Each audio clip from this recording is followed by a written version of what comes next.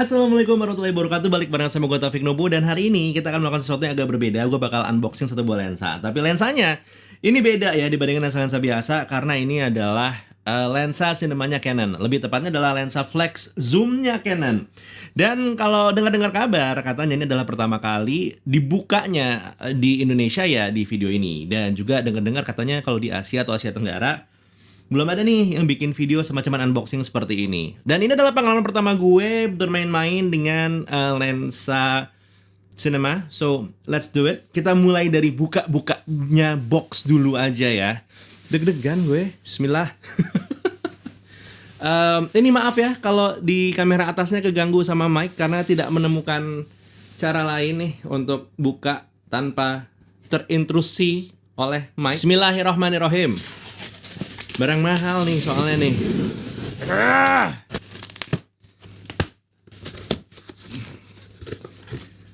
Seperti biasa, kotak dalam kotak. Dan ya ini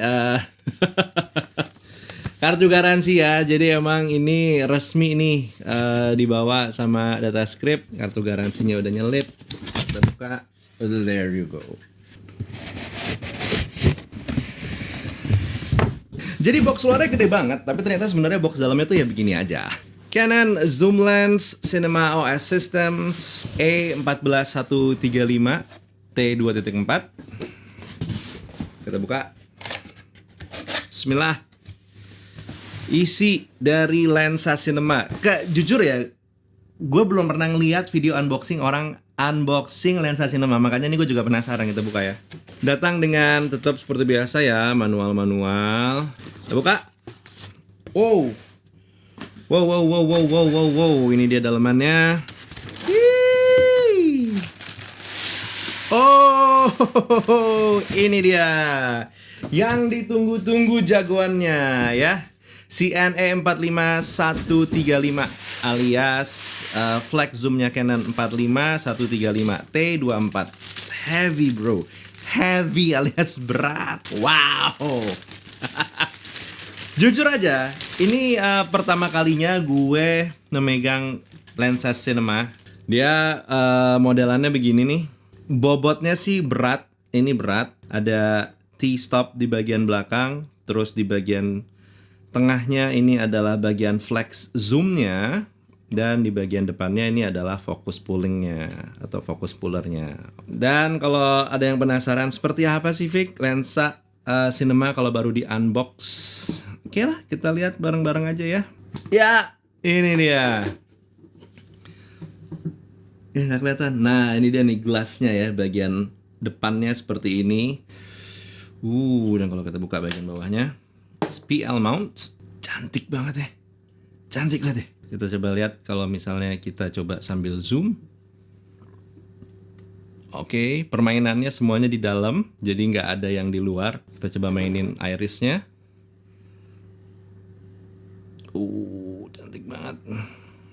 And that was that. Hati-hati ya Taufik, ini barang mahal. Yes, surprise. Jadi hari ini unboxingnya gak cuma satu ya, tapi dua. Lensa cinema flex zoomnya Canon. Kalau yang tadi itu 45135, kali ini adalah yang varian 2050. Yang ini pun sama. Dalamnya kita akan ketemu dengan manual. Terus di sini ada ini holder lah ya, jatuhnya lah ya. Dan ini dia lensanya.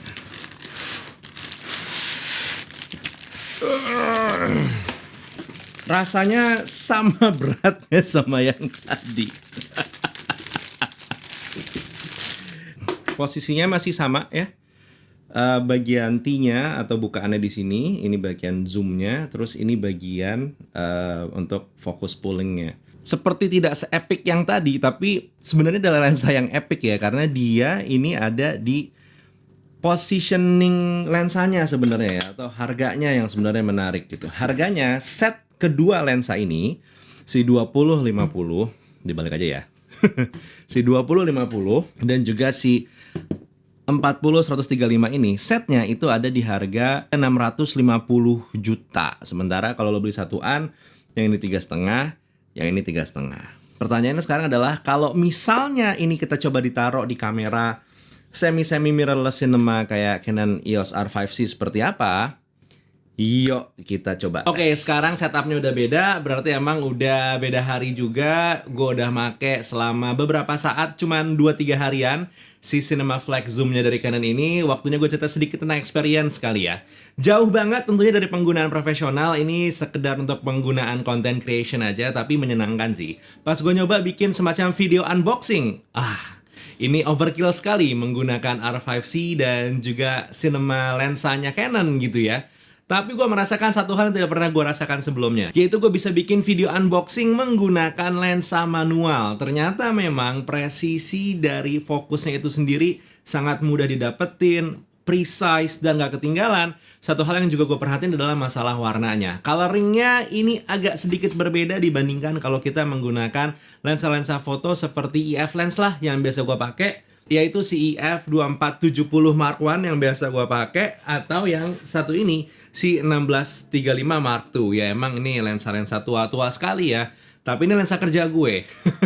Nah, untuk tahu gimana warnanya kalau kena kulit si lensa Flex Zoom ini, gue iseng nyoba duduk depan kamera sambil megang color chart, terus habis itu ya udah gue coba correction dulu, timpa conversion light, dan hasilnya memang warna kulitnya magenta banget ya. Sementara kalau gue agak switch, gue coba pakai conversion light dulu, baru abis itu gue correction, warna magentanya masih keluar tapi tidak sepekat yang sebelumnya. Dan kalau mencoba nih scene yang sama, gue timpa light yang biasa gue pakai, phantom light yang tungsten, hasilnya bisa gue bilang udah ajib sih kalau buat sehari-hari gitu ya.